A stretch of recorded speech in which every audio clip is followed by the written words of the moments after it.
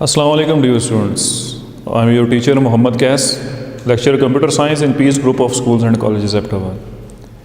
Today our topic is from chapter number 6 as mentioned in your book, and topic is computer security, its importance and computer crime terminologies.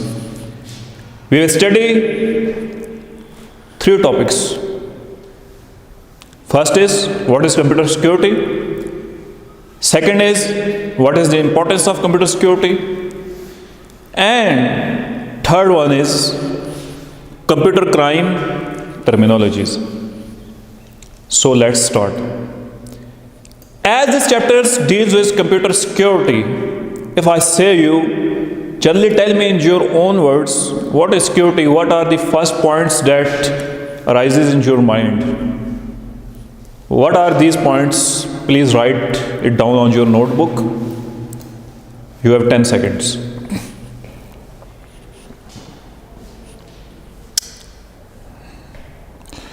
So let's start, beta. What is computer security?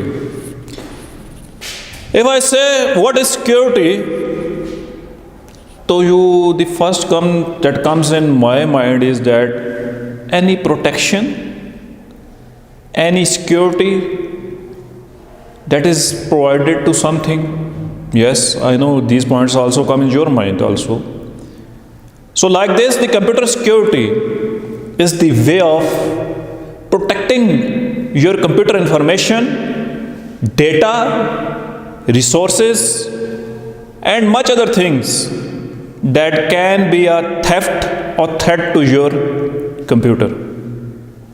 So how we protect, what are the different aspects that are dangerous to our computer security, we will discuss inshallah today in lecture. So my question is, what is computer security? In your book, the answer is written as computer security includes protecting of information and property from protecting of information and property from theft, corruption and natural disaster. किसी भी ऐसे काम से, ऐसी चीज़ से आपने system को, अपने डेटा को बचाना जो कि आपके सिस्टम के लिए क्या हो, थेफ्ट हो, रिस्क हो. ये मेरे पास कंप्यूटर सिक्योरिटी की बेसिक डेफिनेशन है जो आपकी बुक में लिखी है. या और नेचुरल डिज़ास्टर्स, नेचुरली भी सम टाइम ऐसे होता है कि आपके सिस्टम क्या हो रहे होते हैं, डिस्ट्रॉय हो जाते हैं. तो अब आपके अगर सिस्टम डिस्ट्रॉय हो गया तो उसके अंदर जो इन्फॉर्मेशन थी तो आप उसको कैसे रिट्रीव कर सकते हैं या उसको कैसे सिक्योर रख सकते हैं. आपको पता है आजकल बैकअप वगैरह के ऑप्शन होते हैं हमारे पास मोबाइल्स के अंदर, कंप्यूटर्स के अंदर, कि आप अपने सिस्टम का एक बैकअप रख लें. कल को अगर वो ख़राब हो जाता है या चोरी हो जाती है तो आप उस बैकअप से अपने सिस्टम की इन्फॉर्मेशन वगैरह को रिस्टोर कर सकते हैं. देखें आप, it allows the information and property to remain accessible and productive to its intended users. अगर आप कंप्यूटर सिक्योरिटी की मैकेनिज्म को फॉलो करेंगे, अगर आप अपने सिस्टम के लिए एक अच्छी कंप्यूटर सिक्योरिटी रखेंगे तो क्या होगा कि आपके जो भी इंटेंडेड यूज़र्स होंगे, जो भी उस सिस्टम को यूज़ कर रहे होंगे, उनके लिए सबसे अच्छी बात ये होगी कि वो उनके डेटा, इन्फॉर्मेशन को और सिस्टम को वो सिक्योरिटी क्या रखेगी, महफूज रखेगी. तो जनरली हम वैसे भी जब सिक्योरिटी की बात करते हैं और प्रोटेक्शन की बात करते हैं, तो जब कंप्यूटर सिक्योरिटी की बात करेंगे तो उससे मुराद ये होगी कि जब हम कंप्यूटर को सिक्योरिटी प्रोवाइड कर रहे हैं. तो सबसे जो सेकंड क्वेश्चन है मेरा वो ये है, what is the importance of computer security. मैं आपसे कहता हूँ, बताओ बेटा, what is the importance of computer security. बेशुमार पॉइंट्स आपकी जहन में आएंगे. वो जितनी चीज़ें आ रही हैं वो सही हैं. अब जो आपकी बुक में लिखा हुआ है उसको देख लेते हैं. एज वी नो, हमें क्या पता है आपको, हमें ये पता है कि कंप्यूटर सिक्योरिटी का जो कंसेप्ट इंट्रोड्यूस हुआ था ये 1970 में हुआ. और ये इसलिए हुआ कि देखें, हम एवरीडे, रोज़मर्रा क्या होता है जी, ये अब तमाम वर्ल्ड ऑनलाइन बिजनेसेस पे, ऑनलाइन ट्रांजैक्शंस पे, ऑनलाइन कामों पे चढ़ गया है. क्योंकि अब बहुत सारे काम हमारे ऑनलाइन हो रहे हैं, अगर ऑफलाइन हो रहे हैं तब भी सिक्योरिटी की ज़रूरत है. तो डेटा को लॉस होने का, डेटा करप्ट होने का या डेटा डैमेज होने का बहुत ज़्यादा चांसेस होते हैं. तो इन सब चीज़ों से अपने सिस्टम को बचाने के लिए हम कंप्यूटर सिक्योरिटी यूज़ करते हैं। अगर मैं आपसे ये बताऊं कंप्यूटर को सिक्योरिटी देने के लिए, अपने डेटा को सिक्योरिटी देने के लिए आप क्या करेंगे, तो आप यही कहेंगे जी हम पासवर्ड प्रोटेक्शंस लगा देंगे, 2 स्टेप वेरिफिकेशन, 3 स्टेप वेरिफिकेशन, या इसी तरह आप बता देंगे जी हम इनक्रिप्टेड डेटा को इनक्रिप्ट कर लेंगे। बेशुमार मेथड्स है ना। तो ये सारी चीज़ें आपकी सिक्योरिटी के अंदर इंक्लूडेड है बेहतर। तो आपके माइंड में जो चीज़ें आ रही है इंपॉर्टेंस के हवाले से वो सारी ठीक है। कंप्यूटर सिक्योरिटी डील्स विद, अब ये डील किस चीज़ के साथ करती है, process by which valuable data can be protected and preserved. Computer security एक प्रोसेस है जिससे आपका जो भी वैल्यूएबल डेटा होता है, आपका जो भी कंप्यूटर है, ऑनलाइन आपका वर्क हो रहा है, ऑफलाइन होता है सिस्टम के अंदर, उनका जितना डेटा है, आपका डेटा है इंपॉर्टेंट है ना, तो आपको सिस्टम के अंदर प्रोटेक्शन प्रोवाइड करती है सिक्योरिटी, ताकि आपका डेटा प्रिजर्व्ड रहे, सेव रहे। ठीक है। उसके बाद क्या है, securing of particular computer from crime. दूसरा जो इसका इंपॉर्टेंस है वो ये है कि आपके जो कंप्यूटर सिस्टम है उसको डिफरेंट क्राइम्स से, क्राइम कौन से होते हैं वो आगे हम पढ़ेंगे। कोई हैकर आ गया आपकी पूरी वेबसाइट हैक कर ली, क्रैकर आ गया आपके सॉफ्टवेयर को डैमेज कर लिया, तो इन डिफरेंट क्राइम्स से बचाने के लिए हम कंप्यूटर सिक्योरिटी को यूज़ करते हैं। आजकल बहुत अच्छी सिक्योरिटीज़ के मैकेनिज्म है हमारे पास। एंड प्रोवाइडिंग अनइंटरप्टेड सर्विस, आखिरी पॉइंट है। कंप्यूटर सिक्योरिटी तब भी यूज़ की जाती है, सपोज एक जगह से दूसरी जगह डेटा सेंड हो रहा है, उस डेटा के दरमियान कोई लॉस ना आए, उस डेटा को दरमियान में कोई हैक ना कर ले, तो उस वाले से भी सिक्योरिटी प्रोवाइड करने के लिए कि डेटा जब भी ट्रांसफ़र हो अनइंटरप्टेड फॉर्म में हो, तो वो भी एक सिक्योरिटी के कंसेप्ट में आता है। अब बेटा जो असल चीज़ें इनको गौर से समझना है, जो कि हैं कंप्यूटर क्राइम टर्मिनोलॉजीज़, कि आपके कंप्यूटर क्राइम के साथ कौन कौन सी चीज़ें रिलेटेड है। सबसे पहले है बेटा मेरे पास cyber crime. What is cyber? जब भी साइबर की बात आती है तो आपके जहन में सबसे पहले बात ये आती है जो कंप्यूटर से या इंटरनेट से रिलेटेड क्राइम्स है वो साइबर क्राइम है। तो ये चीज़ बिल्कुल ठीक है बेटा। A crime that refers to a computer and a network, एक ऐसा क्राइम जो आपके कंप्यूटर या नेटवर्क के लिए थेफ्ट हो, थ्रेट हो, रिस्क हो, that is a cyber crime. Cyber crime includes altering, altering कहते हैं चेंजिंग, ये वर्डिंग्स आपकी बुक में लिखी हुई हैं। Changing computer input in an unauthorised way, आपने साइबर क्राइम में आप सिस्टम को कोई इनपुट दे रहे हैं। सपोज आप एक एटीएम मशीन पे, पिछले दिनों ये काफ़ी आई थी डिवाइसेस वगैरह भी, जिसमें लोगों ने वो एटीएम मशीन के साथ वो आपके थम्स वगैरह को स्केच लेने के लिए या एटीएम कार्ड्स नंबर वगैरह को हैक करने के लिए उन्होंने वो डिवाइसेस यूज़ की। उसमें क्या था कि आप सिस्टम को एक रॉन्ग इनपुट दे रहे हैं, उसकी जो डिज़ायर्ड इनपुट है उससे हटा के आपने रॉन्ग इनपुट दे के सिस्टम पे एक्सेस हासिल कर ली। तो ये भी क्या है, मेरे पास एक साइबर क्राइम है। इसी तरह आपने एक फेक आउटपुट जनरेट की। दूसरा पॉइंट ये है ऑल्टरिंग, डिस्ट्रॉइंग, सप्रेसिंग और stealing output such as conducted unauthorized transactions, कि आपने किसी का अकाउंट हैक कर लिया, अब जब आप रकम निकल रही है तो वो एक आउटपुट आ रही है आपकी, तो आप अनऑथराइज्ड ट्रांजैक्शंस कर रहे हैं। आपने किसी के अकाउंट को हैक कर लिया, उसकी अनऑथराइज्ड आउटपुट्स ले रहे हैं आप उससे, तो ये भी एक साइबर क्राइम है। उसके बाद देखिए ऑल्टरिंग और डिलीटिंग स्टोर्ड डेटा, मतलब आपके सिस्टम में जो डेटा पड़ा हुआ है उसको चेंज कर देना या डिलीट कर देना, ये भी साइबर क्राइम है। ऑल्टरिंग और मिसयूजिंग एग्जिस्टिंग सिस्टम टूल्स और सॉफ्टवेयर पैकेजेस, और ऑल्टरिंग और राइटिंग कोड फॉर फ्रॉडेंट पर्पसेस। अब आपके यहाँ डिफरेंट कंप्यूटर सॉफ्टवेयर जब भी डेवलप हो रहे होते हैं, डिफरेंट टूल्स यूज़ कर रहे होते हैं, डिफरेंट सॉफ्टवेयर होते हैं जिनकी ऐप से यूज़ कर रहे होते हैं। आप क्या करते हैं, आप उन डिफरेंट सॉफ्टवेयर पैकेजेस को बजाय इसके कि एक अच्छा सॉफ्टवेयर बनाएं जो कि हेल्पफुल हो, एथिकल हो, आप ऐसे सॉफ्टवेयर डेवलप करते हैं जो कि दूसरे सिस्टम्स को डैमेज कर रहे हो। मतलब आपने कोई वायरस क्रिएट कर दिया, तो अब क्या होगा, जब भी वो वायरस वाला सॉफ्टवेयर किसी भी सिस्टम के अंदर जाएगा तो सिस्टम को डैमेज करेगा, तो ये भी एक साइबर क्राइम है। उसके बाद क्या है बेटा, it also includes bank frauds, identity theft.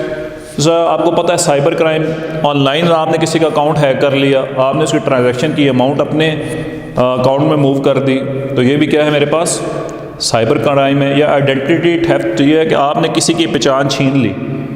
तो यही होता है ना, अगर आपने किसी का अकाउंट हैक किया तो आपने उसकी पहचान छीन के अपने अंदर अपने साथ रिलेट कर ली और आपने क्या किया जी, दूसरे के अकाउंट को हैक करके उसकी ट्रांजैक्शन करवा ली।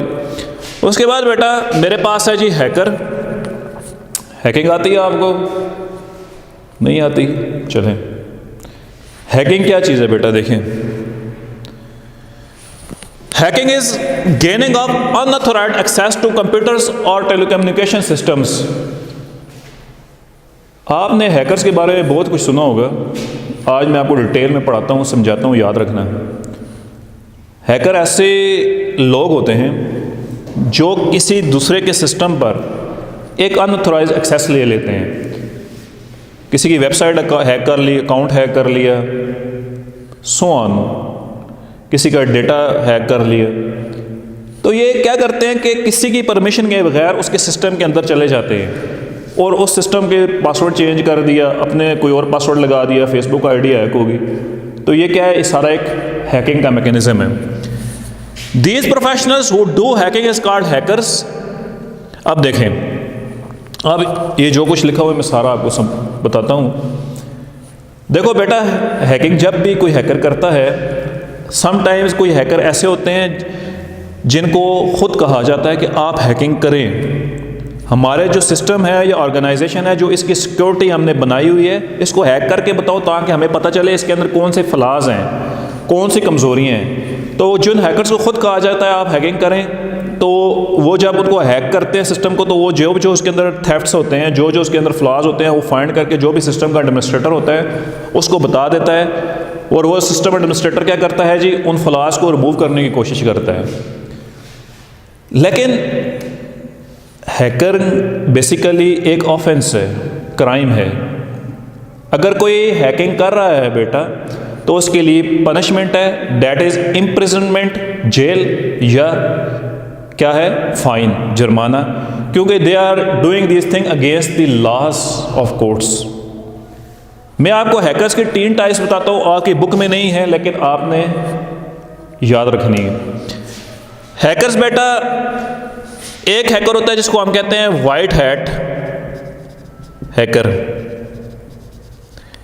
एक होता है ब्लैक हैट हैकर,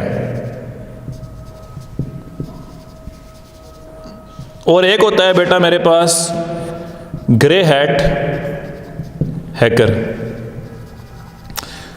ये जो वाइट हैट हैकर होता है, इसकी मैं पहले आपको बात बता चुका हूँ। ये डिफरेंट, जिस तरह FBI है या हमारे पास ISI है या हमारे पास FI है, इन लोगों ने खुद ये हैकर्स रखे होते हैं। ये वाइट हैट हैकर्स होते हैं, ये एथिकल वर्क करते हैं, बुराई के लिए नहीं, अच्छाई के लिए करते हैं। कि अगर सपोज किसी ने आपकी फेसबुक ID हैक कर ली तो आपको रिकवर करके दे रहे हैं, तो ये क्या है जी, ये वाइट हैट हैकिंग है। That is allowed but only to peoples who are engaged with duties in government institution such as data security institutions, ठीक है।